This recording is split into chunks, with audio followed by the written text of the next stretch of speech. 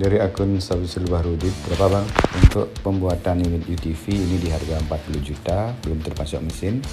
Mesinnya bisa bawa sendiri, mesin sepeda motor apa saja, nanti kita yang kerjakan unitnya sampai beres, atau kita bisa bantu carikan mesinnya, nanti tinggal disesuaikan mau menggunakan mesin apa. Sekedar info, untuk unit UTV buatan Cina itu dibanderol di harga 50 juta lebih, sekitar 55 jutaan.